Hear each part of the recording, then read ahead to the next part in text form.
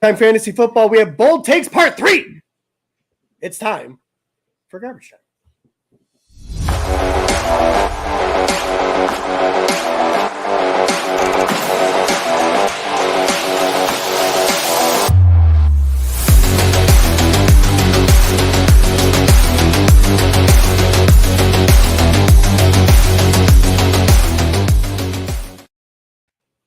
Welcome into Garbage Time Fantasy Football. I am your host, Ron.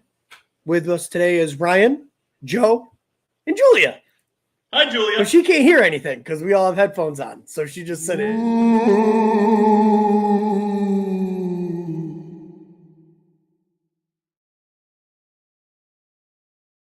Sorry, Ron. I thought she wanted to see your face. Every time you play that, I still always forget about the picture at the end, and I start talking before the video's actually over. It always messes me up. Every time. Shit's already off. All right. So, like I said at the top of the show, we got the Bold Takes Part 3. We got Ryan Warner's Bold Takes for this video, which leaves just me left for the next one, right? Yeah, if you have them together. I guess I should probably do some work. That's unimportant, though. We don't need to do any work. So, yeah, we got news today, Joe? Yeah, we do. But if you like this bullshit that we put out on the air, Ron, where can you find our show? I don't know. No. You can find us on Spotify, Google Podcasts, Apple Podcasts. Make sure you go over there, leave a review, and follow. Go to our website, www.garbagetimefantasyfootball.com. You can leave reviews over there, and they go to the correct places they're supposed to go. We're on Twitter at garbage_timeff, Instagram at garbagetimefantasyfootball. Pretty much everywhere you could find podcasts, we are there. Make sure you like and subscribe. All of those places. Yeah, we have some news tonight.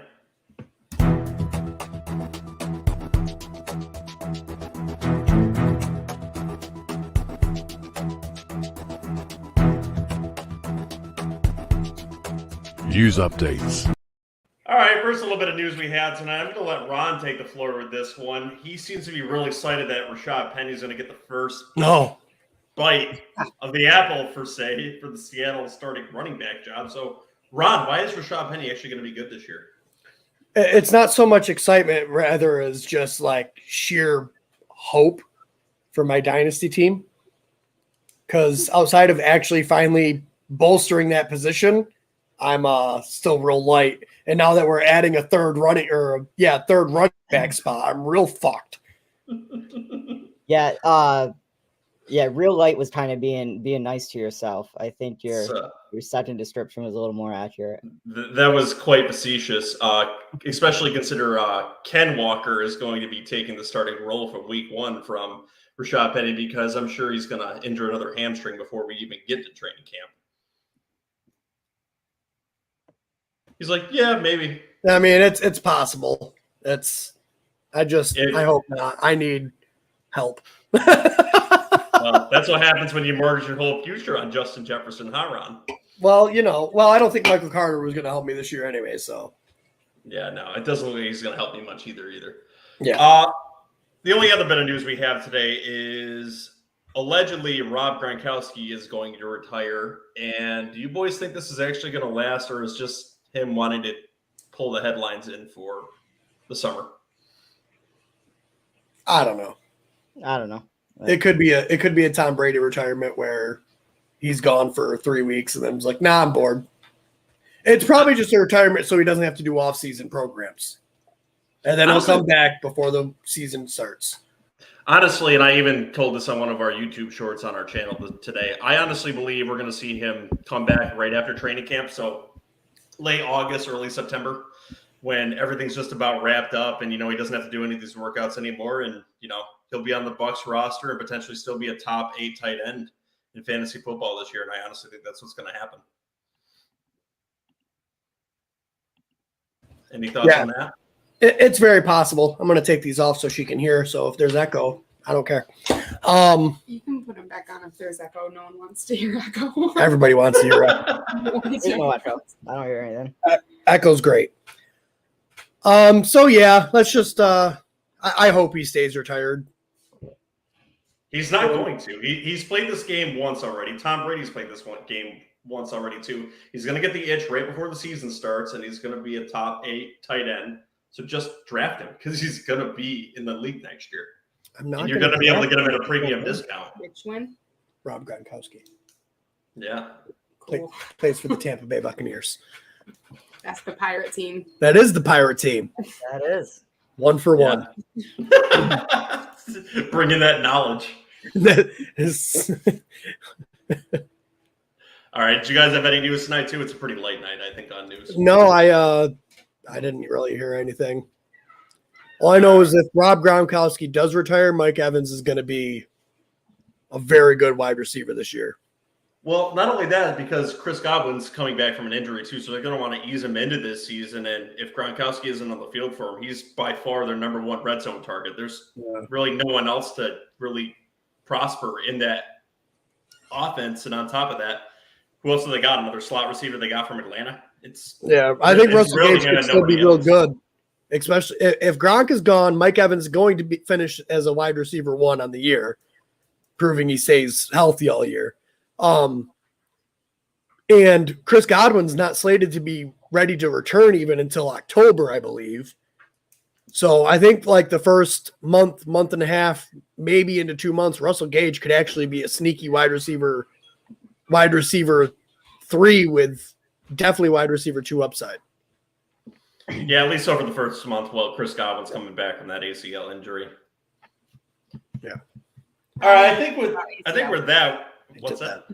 Ronnie knows all about ACL injuries. It's true. He's a pro. I've had them. Personal experience, huh? Yeah, it was a lot of fun. It was great. How long was his recovery? It's still happening. The recovery actually was a lot longer than it was supposed to be because he got initially misdiagnosed. So he was told to stay off of it when he actually was supposed to continuously stay on it. So we didn't know that there was an ER, like an urgent care that's specifically for orthopedics. So we just went to like a regular urgent care, which is where he got misdiagnosed. So when he actually saw an orthopedist and they told him what the real problem was, they informed him that he should have gone to the urgent care specifically for orthopedic injuries. And it didn't have to be the shit show that it was. So what I gathered from that was Ron's not an athlete and there was a bad doctor that was treating him. Yes. Yeah, it was a great I should have had the surgery within a week. I didn't get surgery for like 2.5 months. Yeah. But was he as bad as Tyrod Taylor's doctor? No, absolutely not. Nobody's as bad as Tyrod. No, I didn't get stabbed in the heart with a needle or anything. Or in the lung, I mean. It's Pulp Fiction. No, that really happened. That's a true story. Yeah. No, I mean, he didn't have a great time. He had a super not great time, but he made it. 1 star. I'm alive and kicking with at least 1 leg. -2 stars would not do again. Oh my God. I don't know. I got some time off of work though. Yeah, well, you didn't get a summer off, so not like That's mine true. anyway. Well, actually, it was the summer. Yeah, but he had to spend it in a freaking chair. A good chunk of it. Do we not have a drop for the bold takes? We don't. No, I spent it, on other places like the Shit's Take drop and the divisional breakdown. Oh, wow. All right. That's different. You have an old man Ron drop with the sound of a knee cracking? No. Thanks That's for the idea. That's what the ghost is for. That's what the ghost is for, yeah. But ghosts don't crack. No, the ghosts just don't show up. We need the my leg clip. All right. Did Ron look something like this in the chair? No, he actually looked really sad. I mean, he does look like Adam Gase a little bit. Oh my God. Besides all the video games, he was fine. He was fine with that. I love this So much personal video gaming look done. into Ron's life they were just given to all the viewers. I know, right? All 0 of the viewers. All right, Ryan, are we ready to get into your?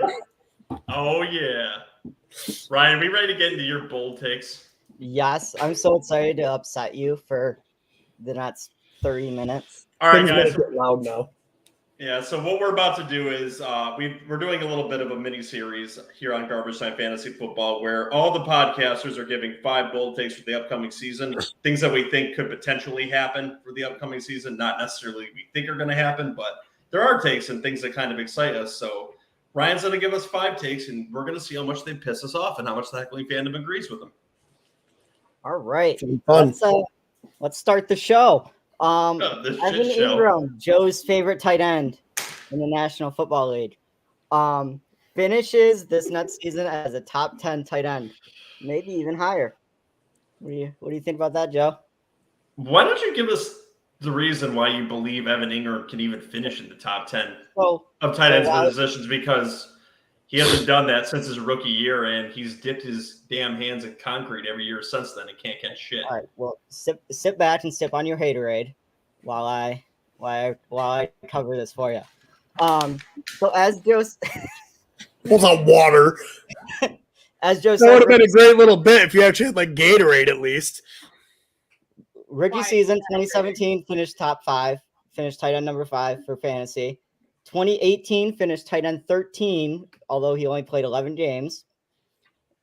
Throw in some Joe math here. If you put that out over the full season, would have put him at another top 5 tight end finish.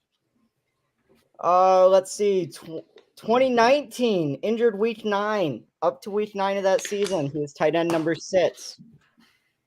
After that, Daniel Jones showed up, and nothing else counts because he sucks.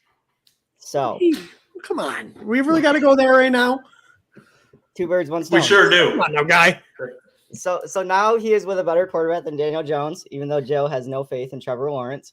So I'm saying if he's healthy for the season, top 10 tight end. Boom. Lock it in.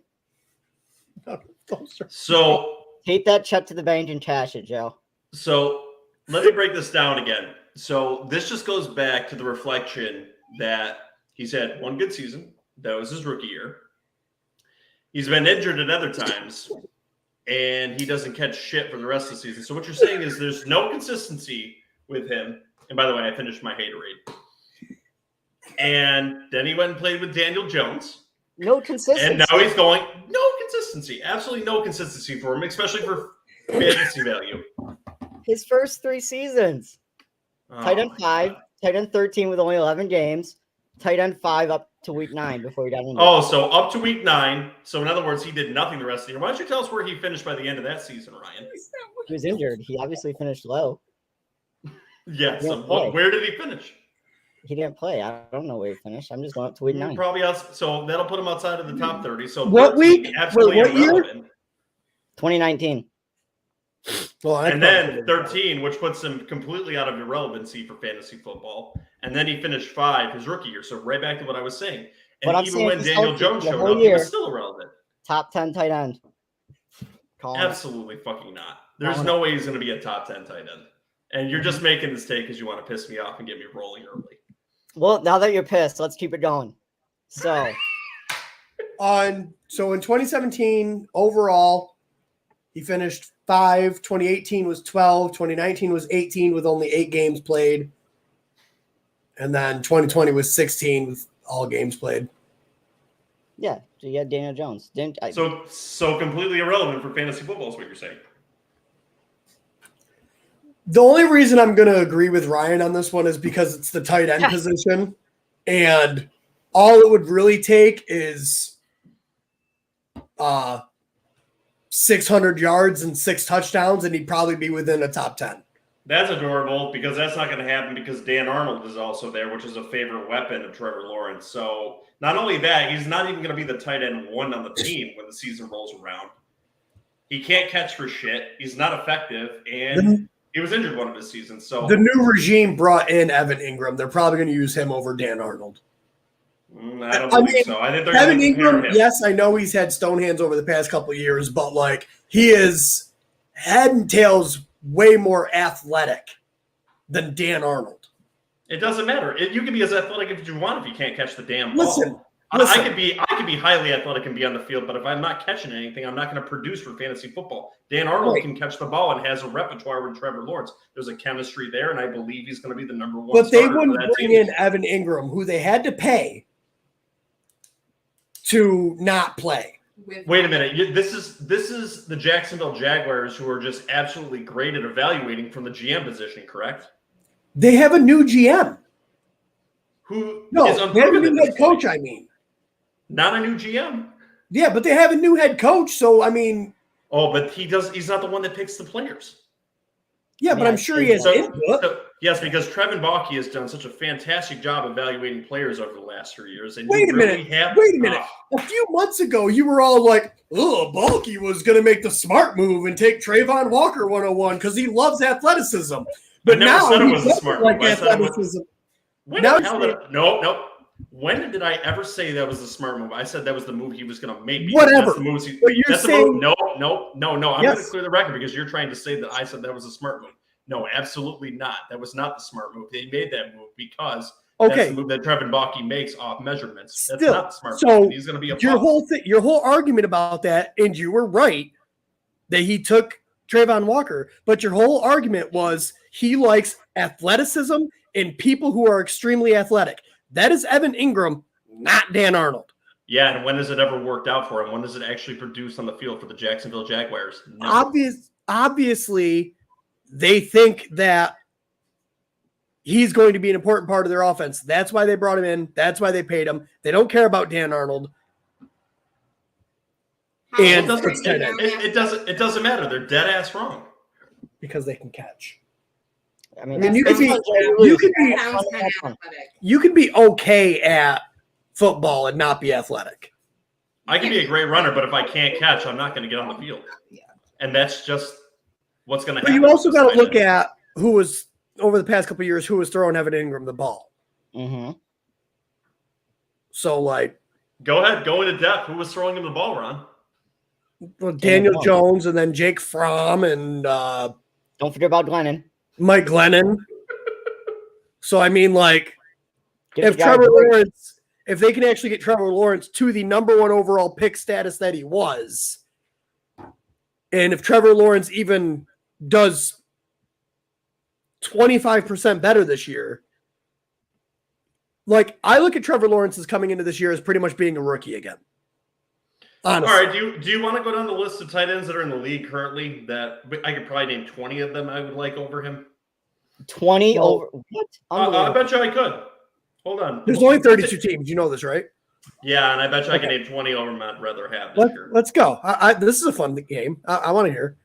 All right, Rob Gronkowski retired. I would still take him. David Njoku, I would take him. Zach Ertz, I would take him. Gesicki, Dalton Schultz. So we're already at 6. Oh, there's Engram. I'm not taking him. I'd take Gerald Everett over him. I would take Hayden Hurst. C.J. Uzomah. I would probably take Mark Andrews, Tyler Conklin, Robert Tonyan, T.J. Hawkinson, George Kittle, Hunter Henry, Darren Waller, Jonnu, Dawson Knox, Kyle Pitts. Do I need to continue? Wait a minute. Where is Hayden Hurst even playing?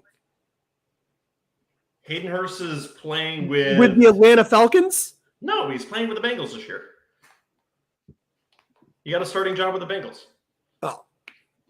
I thought he was still with the Falcons. So there, I've got 13 or 14 just right there. Oh, Kyle Pitts, there's 15. Do you need me to go down the list and name 5 more?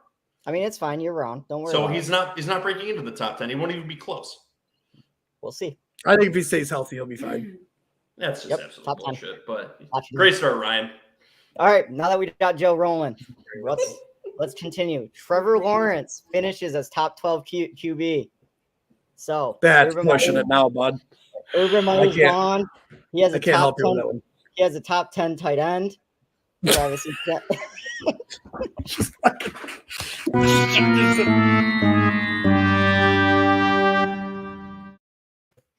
I'm already digging myself a hole. I'm gonna stop it right here, Ryan. I just got a quick question. Were all of your takes just to see how pissed off you can make Joe? Yeah. That's a yes. He doesn't care about any of these. It's just like, what can I do to get Joe really riled up tonight? So go ahead and make your takes. Urban Meyer's gone. He's got a top 10 tight end. ETN will be healthy. He's got Christian Kirk, Marvin Jones. Boosted the whole team. Trevor Lawrence, top 12 QB. It's going to happen. Go ahead, Ron. Top 10 tight end on purpose. Yeah, because that's the way that you're saying it. it's a top 10 tight end. Go ahead, Ron. Go ahead, I'm what? just wondering. Why is he not going to be in the top 12?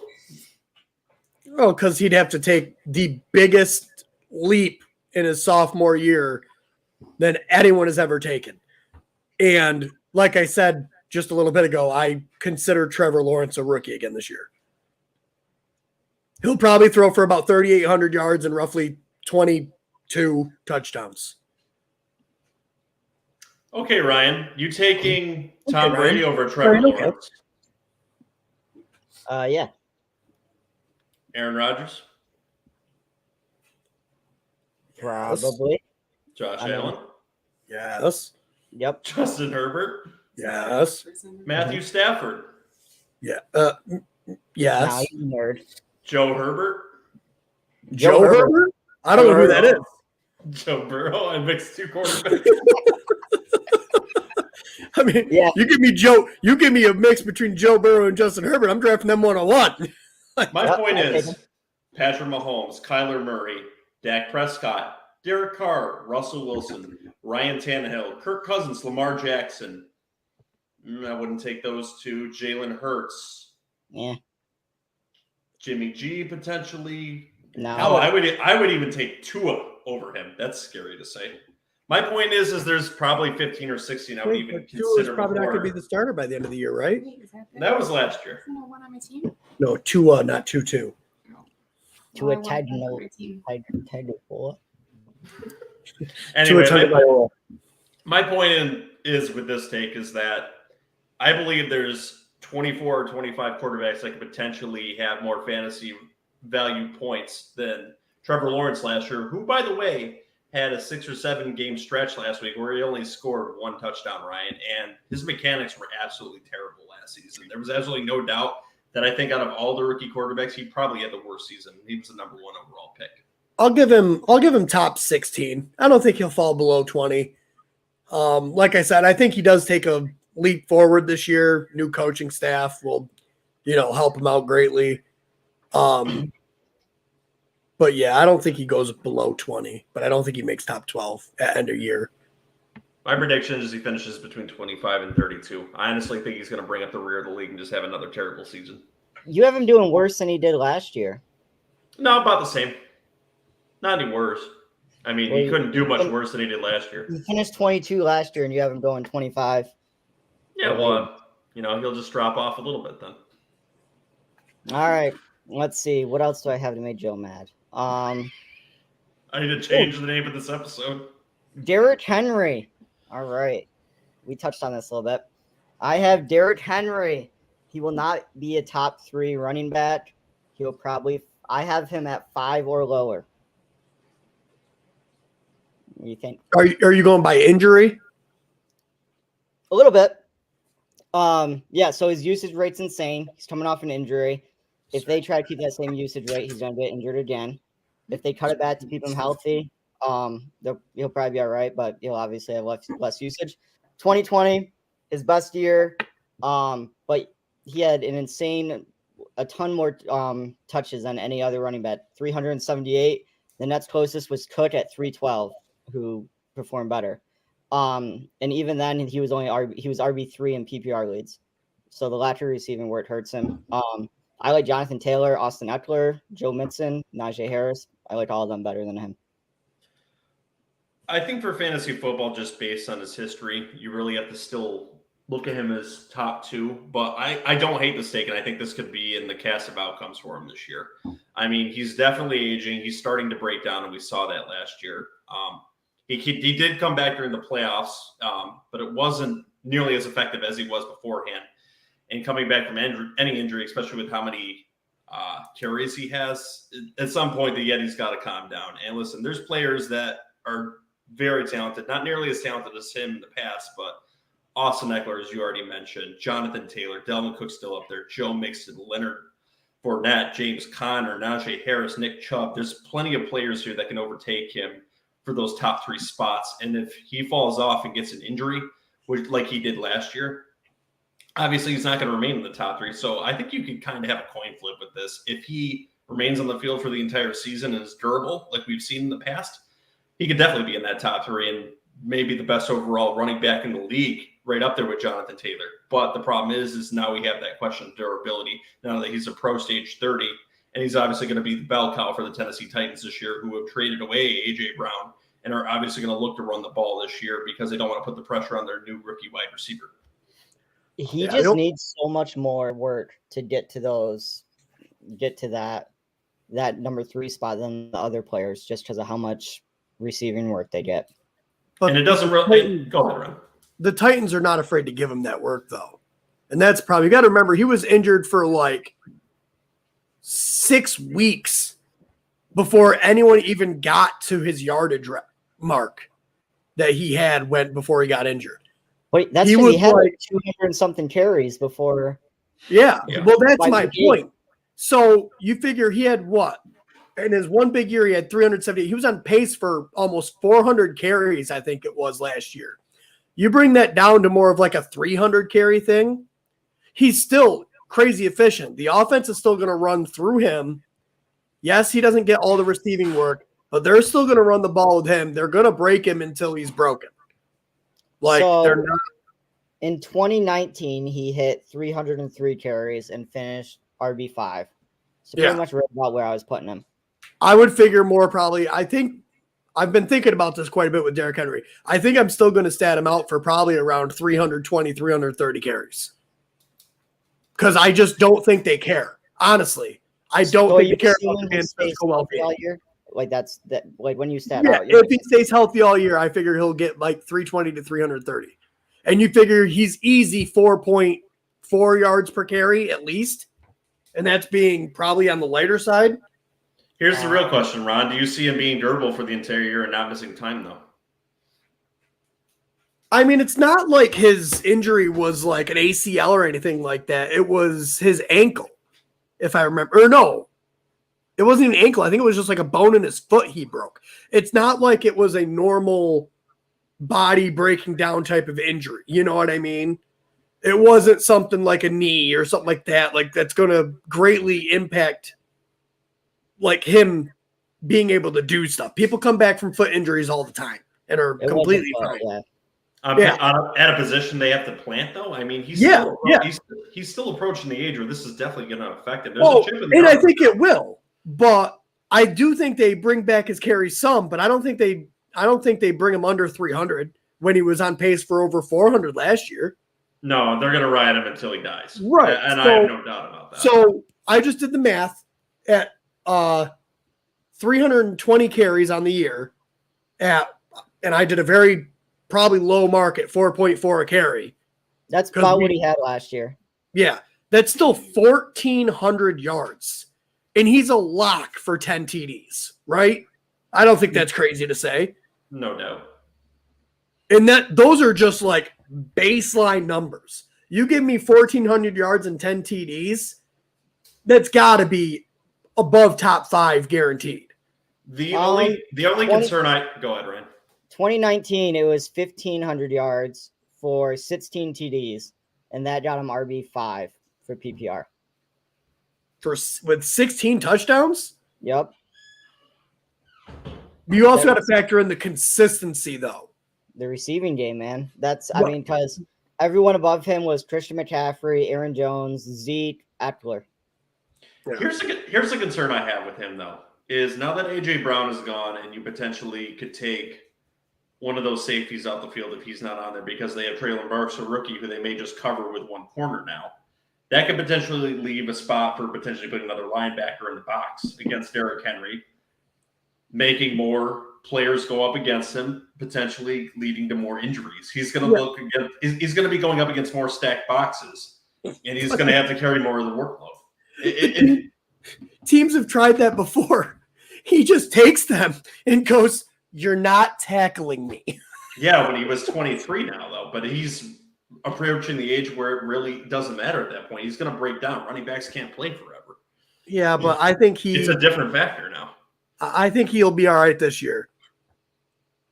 So you would definitely put your eggs in this basket this year if the opportunity presented itself?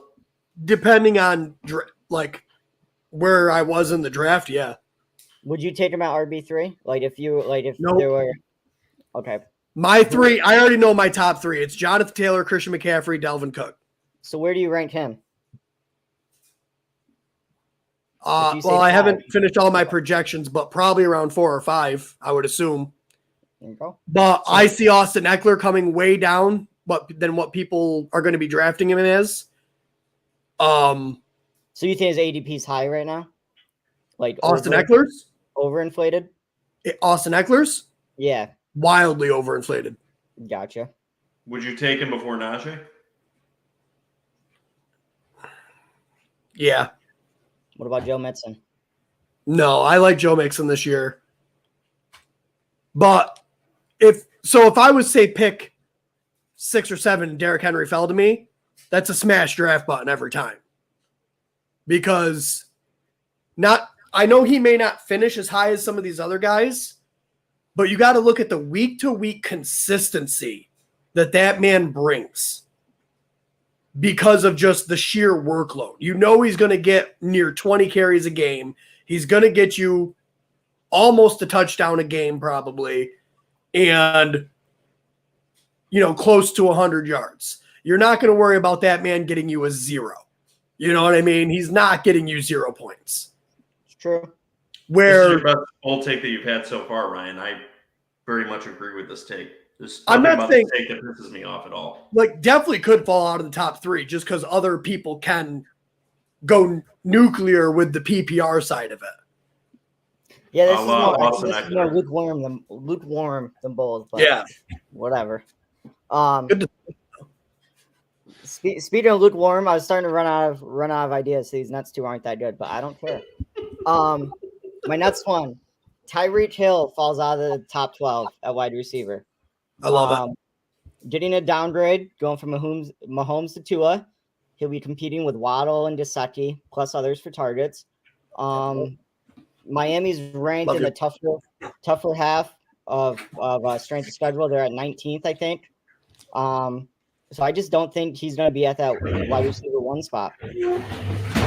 I agree, 100%. I think Jalen Waddle's the number 1 in this offense. I honestly believe they brought in Tyreek Hill to take the top off the defense so Jalen Waddle can get more open space underneath and make things work with his legs, and vice versa. Honestly, I think they're gonna confuse the crap out of defense. I think I'm gonna really like the look of the Dolphins' offense this year. Taking out of the equation that Tua Tagovailoa sucks ass, but he does very well with. That's a big part of the equation. It is. But he's effective with Jalen Waddle because Jalen Waddle is a possession receiver and can get it underground. Yep. I think this trade, and I mentioned this in a previous episode, I think is going to blow up in their face because I don't think Tua Tagovailoa can get the ball down the field effectively. Tyreek Hill. And Tyreek Hill is going to be getting pissed off when he's getting these 5 and 10 yard outs and is having to go out of bounds because teams are not giving him the space to create that speed.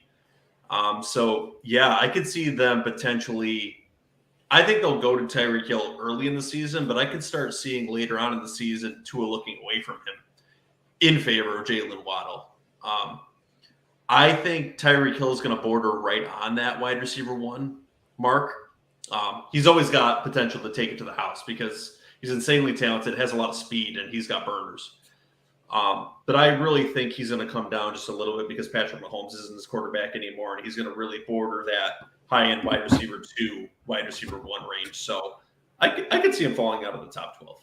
Do you know that Tua Tagovailoa had the 3rd best deep ball accuracy since he's come into the league? Everyone's talking about how he can't throw the deep ball, but since he's come in the league, he's had the 3rd best deep ball accuracy, minimum of I can't remember how many attempts. I was going to say, is it a small sample size or is it? No, the people above him are like Patrick Mahomes, people like that. Like, what's the average yards per depth on the throw on the statistic that you're looking at? They were over, I think it was like over 30 plus yards or something like that. That's an interesting stat I'll have to look at, but it still deter from the fact that he doesn't look to throw downfield. Well, I want to know how many deep throws he Wait, takes down. wait a minute, compared wait a to minute, other wait a players. Do you have that stat? That's interesting. I'm trying to find it again. I heard it the other day on another podcast, and I've been trying to find it, but I can't. Because off initial appearances, I still don't believe is a good team thrower. But they did it by so many, like a minimum of so many pass attempts downfield. So it's not like, oh, he's tried it twice. You know what I mean? And it was something like, it was either over 50% or like right under 50%, but it was only a few percentage away from the top two that were above him. I still would want to know how many deep throws he's taken compared to those other QBs who may take more shots down the field than him, though.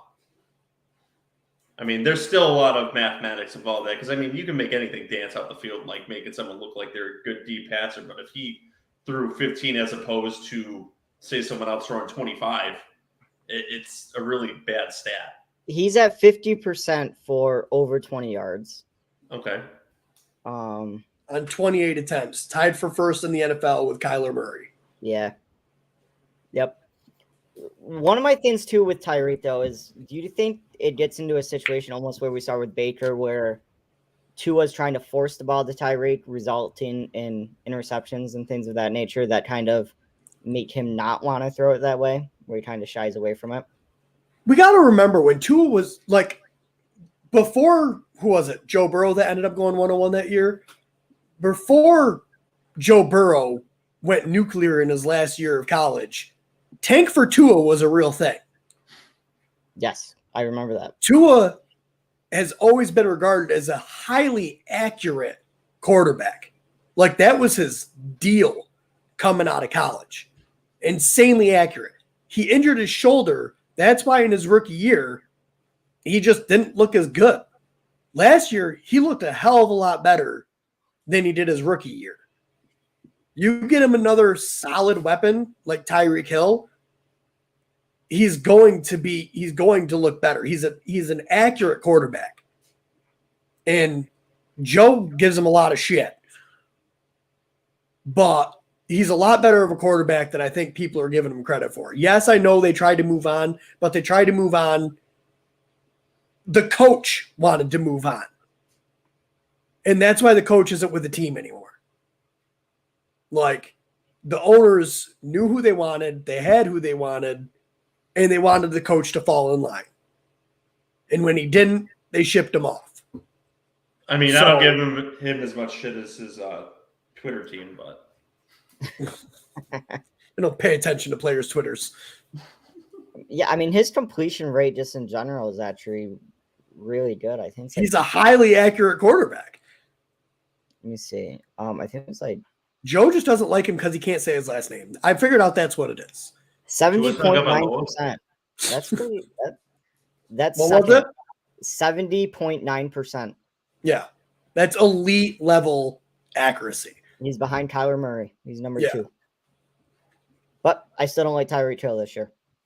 No, I still agree with the outside top 12. The next one, so I'm at 2 lukewarms. This is probably going to be 3 lukewarms, but at least I got 2 bold ones. Cordarrelle Patterson. I think he is a flex option at best this year. I think he's borderline, might even be fantasy irrelevant. Somehow finished RB9 last year. That surprised me. Was awful down the stretch, though. In his final 8 games, he scored 9 points or less in 6 of them, and only 1 game higher than 14 points. So if you're looking for consistency, it's probably not where you're going to get it. And then you add in the fact the Falcons added Drake London, Tyler Algier, and then they still have Kyle Pitts there waiting to get a bunch of work. So I'm not about Patterson's fantasy outlook at all. I go back and forth like a goddamn pendulum when it comes to Cordarrelle Patterson. I have no idea how I feel about this guy. Because like you wanna say, they brought in Tyler Algier and Drake London. But like Tyler Algier was later in the draft. Yep. And he could be just a straight running back. They could use Cordarrelle Patterson as a second wide receiver that sometimes lines up in the running back position. So it's like he could end up being a really good like running back 2. just because he's going to be so highly involved in the receiving game. Maybe. And he has that running back tag. You know what I mean? How many running backs do you know that could end up, like, realistically getting close to 100 targets in a year? I will say that Austin Eckler. Right, Austin Eckler, Christian McCaffrey. You want those guys. So, like, I see that path with Cordarrelle Patterson, but then I'm like, but at the same time, you've got a quarterback change, possibly 2 this year. Like, I think there's so much risk, but I can also see the path to him being a good RB2 with, running back 1 weeks there. So I just don't know. I don't know what to do with Cordarrelle Patterson. So Patterson's interesting from the point that, at least in sleeper formats, you can play him at the running back or wide receiver position because he fits both positions. I do like that flexibility. That's probably the one plus. And where he's being taken currently, ADP, somewhere between the 6th and 8th round, it's not horrible. No. I think he's going to be on a similar trajectory as to last year, where I think he's going to get some production early in the season, but I think that's eventually going to seed to Tyler Algier on 1st and 2nd down, where they're going to start pounding the rock with him a little bit more. Not only that, I don't think teams are going to respect the quarterback on that team. Not saying they couldn't have some success on offense. It's not like he's a completely incompetent quarterback currently, Mariota, who we're speaking of. But I think where you'll see him potentially be effective, if he is a flex player, will be in the passing game later on in the season. But the problem is he fell completely off a cliff later on in the season, as Ryan was referencing, when they started to look away from him. I think they're going to want to go to their bread and butter here. And currently he is one of their only proven players in offense that's effective. But once they start getting other touches with these younger kids, when they start losing more of these games, they're going to want to see what they got with them. And that would be more going with Tyler Algier, I think, going down the stretch and passing it to these other players that they have on the team, because Cordarrelle Patterson is not a long-term solution for the Atlanta Falcons. He's just left over. Yeah, that's how I kind of feel. Yep. And in the receiving game last year, I mean, obviously he's used more as a running back. He was not used receiving much at all. I think he had 1 game over 100 yards. So it'll be interesting how that shakes out. I have him in Dynasty, so I'm hoping it works well. But it's definitely kind of, I'm not going to say high risk, because if he's going that late in redraft leagues, it might be worth it. It's very high. It's very high risk. He's only done this once in his entire career. That's true. Who's to say this isn't just an oddity? I mean, we see oddities in the NFL every year, and it's so weird for a running back, wide receiver, whatever you want to call him, to do this in his 30s. And it's not like he's a spring chicken here. And they're also saying that, according to Fantasy Pros, Atlanta has the hardest strength of schedule. So, who do they start off with early in the season? What's their first 4 games? Let me see. Schedule. Come on, Ryan. Why don't you have this stuff ready? Oh, get it together. Get it together, Ryan. So I have New Orleans, the Rams, Seattle, Cleveland, Tampa Bay, San Francisco, Cincinnati. That's the first 7. So it was Rams, New Orleans. Who else? San Francisco. So Rams. I've got New Orleans, Rams, Seattle, Cleveland, Tampa Bay, San Francisco, Cincinnati, Carolina, Chargers, Carolina. I got the Chicago. Falcons at the 17th easiest schedule. They were a great middle of the pack. My God, though, for run defenses, that's a buzzsaw from the beginning of the season right off the bat. I mean, you may see Cordarrelle Patterson getting his passing work, but he just may be getting his ass kicked in that. That's worth noting. That Fantasy Pros goes off of a defensive running back rank, so not necessarily by team, not overall defense. Defensive. So you've got New Orleans, that's tough. Rams are tough. Yeah, there's not one that's probably tougher than that. No way. San Fran's gonna be tough. The Browns tough. Yeah, even Seattle in the Browns. I mean, he has, as far as matchup rating, according to Fantasy, he has 1 game that's 4 stars out of 5, and that's against the Chargers. Everything else is 3 stars or lower. Jesus Christ. Look for them to rally 5-6 losses right off the bat there too. They're going to want to see what they have with the young kids. Yeah. I just based on that, I really don't like him this year. Based on that, like I might have a hard time drafting Tyler Algier anywhere either, as like a hopeful pick. Maybe not in dynasty leagues where you could potentially have more. Right. Not. I'm talking redraft, but starting that's it's a rough definitely go. something to consider. I was about to send you a trade offer for Cordarrelle Patterson. No, I'm not gonna. Oh, hey, I was just kidding. I think his outlook is fucking phenomenal. he's gonna be a stud. He's gonna surprise everybody. I'll give you a second rounder next year for him right now. I'll just sleep on that. All right, those were Ryan's 5 piss Joe off takes and lukewarm takes. Hey, I was successful on 2 of them. I'll take it. I will say they sparked great. Even the lukewarm ones sparked great conversation. Like, getting information out there and everything. Like, now we're all more aware of Atlanta's run game schedule. Like, we can make better choices in our drafts, and telling the Heckman fandom, maybe you want to wait a little bit if someone's higher on these running backs than you are. Their first 5-6 games, you might be able to trade and get that player real cheap for maybe a later season run. Yeah, and I thought the Derrick Henry conversation was good. There were some good points brought up on that on both sides. So yeah, and as always, I still think Tua Tagovailoa sucks ass. So yeah, he's going to get benched for Jacoby Brissett again this year. Nah, he'll play out the whole season, and then they'll. I'm rooting for Tua though. He's put up with a lot of. I don't know why people. I'm not sure why Joe in general hates him so much. Like, I've watched him play; he's not that bad. And like Jalen Waddle just broke the single season rookie reception record. Like, and now he's got 2 really good wide receivers. Like I said, I'm excited for the Dolphins offense this year. I think Joe just hates him because he's a Jets player. I love Waddle. Waddle's great.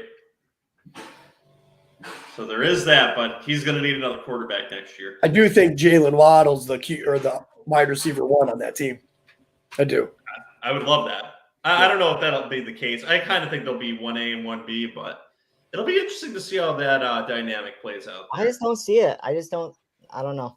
I could really see that Tyreek Hill experiment there in Miami just blowing right up in their face. He just kind of seems like he's at that age where he's not wanting to put up with bullshit and wanting to do his own thing now. He's just saying stuff in the media about the Chiefs too, which he sounded like T.O., which just sucks. Well, I don't know. I just think that's going to be bad for them. Yeah, saying he didn't like how the Chiefs used them or anything like that, stuff like that. Yeah. I don't know. Maybe this is going to put some motivation behind him and he's going to destroy the league this year, but I just don't see it. It's definitely a possibility. I mean, it's not outside of the range of possibilities for Tyreek Hill to finish as the wide receiver 1. It's a long shot, but it's definitely not outside the possibility. You know what I mean? He's got the speed. He's got the explosiveness. He could definitely do it. Unlikely, but he is one of those players that could do it. Well, yeah, just because of the fact, too, that anytime he touches the ball, it can turn into a 60-yard game. Right. He could literally finish the year with 20 touchdowns and no one would be shocked. Like, really. I mean, like, the initial thing would probably be shocking, but you'd be like, well, it's Tyreek Hill. Half of those were probably like a 2-yard dump off that he just made 80 people miss and ran at 98 yards for a touchdown. Like, even if you just put him on slant routes all season, like it's so possible for him to catch it at 5 yards. Exactly. So, I mean, it's just the range of outcomes with Tyreek Hill is mind-boggling. Maybe they'll put him in the backfield too because there's no running backs back there either. Oh, they've got like 8 running backs back there. Yeah, none of them are worth touching, but they've got 8 of them. Side note: do not draft any Miami Dolphins running backs. Wait till the waiver wire, see who cleans it up first. You'll be disappointed. I wouldn't even do that because week 1 it's probably going to be one person. I can almost guarantee they're going to go into the season with about 4 running backs, and every week you're going to see a different one be the main guy. Yep. They're gonna ride the hot hand every time. I mean, I would take the chance on throwing one on the end of my bench after week 1 and just seeing if they create a pattern after the other week. Doesn't mean I would start them in my lineup, but I can just dump them after. I'm not saying If I I start can- one. If they all clear Because I won't. waivers, then maybe. But I will not be wasting a waiver claim on one of those running backs. I just can't trust unless they literally go into the season and they've only got like 3 on the roster and like one is head and tails above the rest better. You know what I mean? Joke's on us, it's going to be Myles Gaskin. Oh my god. They bring in like 5 running backs and they're just like, meh, Gaskin's the one. The only hope is that they have 4 on their depth chart, 3 of them tripping like the same pothole, and there's just one that can only do all the work. They pull a Ravens from the last year where they just start tearing ACLs one after the other. That's the only time. That's the only time I'd have any faith in that backfield. They can just go to the West Coast and practice at this 49ers facility. That'll work. Too. I'm so worried about my J.K. Dobbins trade. Yeah. Hold on. J.K. didn't waste any time. I don't know if you noticed, he already added the extra positions. I cannot field a good roster. So, Ron, why don't we break this down for that? Yeah, break down the trade. So break down the trade about what you did and then what happened in our league today and why you're worried. Oh, so I traded desperate need at running back position in our Dynasty League. So I took the 104 for J.K. Dobbins. I think J.K. Dobbins. Go ahead. Welcome back. I think J.K. Dobbins can, be. I'm pretty sure Joe wasn't one of your takes last year before he got injured that he was going to lead the AFC in rushing. I did. Yeah. Like he can be, I don't know about that good, but he can be a RB1.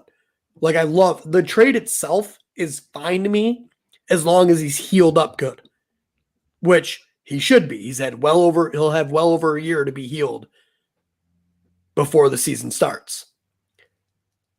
But like now we've added another running back position, another wide receiver position, and now I have to field 3 running backs, and I really only have 3, and one of them is Rashad Penny. So now I'm just like flabbergasted. Like I just went and tried to set up my lineup. Like when you guys were talking about something else that I lost interest in. Like hey, you want Cordarrelle Patterson? That's literally why I was thinking about making the trade, because he can use the running back and the wide receiver. Like, because I don't have a lot of wide receivers either, I've noticed. You want James Robinson? No, fuck James Robinson. He's not going to do anything. What are you carrying? Like, why don't you have? Let me see this. Because I traded everyone away, and I think I just did. I went too trade happy this year. I got too trade happy, and I fucked myself up. Ronnie, like I gave you Joe Mixon. Are you saying you're going to be in full rebuild this year? Look, let me just add players. Giovanni Bernard, Devontae Freeman. Yeah, my running back sucks. Kenyon Drake, Samaje Perine. And this is who the heckling fan is supposed to be taking advice from? You have 3 tight ends. Yeah, I know. Yeah. I mean, you have a lot of running backs. You have 1, 2, yeah, 3, I have 4, like 6 5, or 7. 6, none 7, of them are 8. worth a damn. And then, like, my wide receivers, none of them are really worth a damn either. You better hit on those rookie picks. Yeah, I only got 3 of them. They're all early second rounders, which, But I also only have 2 QBs on my roster. Well, yeah. You wanted Justin Jefferson. But, like, that didn't even – because, like, I had to trade away Joe Mixon to get the first round pick to trade to you for Justin Jefferson. So, like, that doesn't even matter. Like, that year, that didn't even hurt me this year, really. Because I got rid of Keenan Allen, pretty much, in some first-round picks to get Justin Jefferson. So, like... And a running back, which could have potentially at least been a flex player for you. No, not if you listen to your fucking bold takes. It's true. Breece Hall is going to have every touch in that game. Like, they're not going to do anything else except give Breece Hall the ball. I said he was going to lead the league in touchdowns, potentially, for my bold take. No. Touch. You said no, not touchdowns, just touchdowns, rushing or total touchdowns. Yeah, rushing and receiving. Yep. Yeah, no, stop it. We're not getting into that again. But yeah, I'm trying to debate what my 3 second-round picks are going to be, whether I'm just going to be like all of the wide receivers or all the running backs. Because once you get in the second round, the running backs are meh. There's a couple that are like, high hopes. He's going to package all 3 and move up and take James Cook. I don't want James Cook. I don't know why everyone's so high on James Cook right now. You may not have a choice. You may have to take him. I have guys that I'm looking at. But like, I don't know what everyone else is thinking. So he's going to clear out half his roster and just do waiver wire running backs and hope one of them works out. I'm just happy I have 4 first-rounders next year. So I'm just hoping I can field a roster. Ron's gonna get hit for a draft position every week because he won't. Right? Yeah. It doesn't matter. I don't have a first next year. Joke's on you. Dynasty, you know what's funny is Joe's the one getting knocked if I don't fill my thing. I wouldn't get knocked. We didn't think of. Yeah, because it's my pick. We would just knock your second round pick. Nope. It's first round pick. We would do that. We would do that. All right. Do we have anything else to add to the heckling fandom tonight on this shit show of an episode? No, boys, we're good. I love this episode. It was great. The fandom got a little nugget of information. Evan Engram, top 10 tight end. Oh yeah. Watch it in. All right. Make sure you go over on subscribe on our YouTube at Garbage Time Fantasy Football. Hit us up on Spotify and Apple Podcasts. Make sure you follow, leave a review. Go to our website, www.garbagetimeft.com. Leave us voicemails, hate mails, reviews over there. All the places that podcasts are, you could find us there. And on our Instagram at garbage_time_ff. God, I hate, or no, that's the wrong one. Instagram is garbagetimeft.com. Or you want to try that again? Breathe. Instagram is Garbage Time Fantasy Football. Mm-hmm. Twitter is garbage_timeff. I hope you were all writing that down. If not, reverse the video a minute, and it's all on the bottom of the screen. Thank you, Joe. I didn't do that. Ryan did that. Oh, thank you, Ryan. Just let that scroll a little bit, and you can figure out where we are. I got you. Yeah. We good? Because I'm good. I'm done with this. God. Have a good night, everyone. Bye.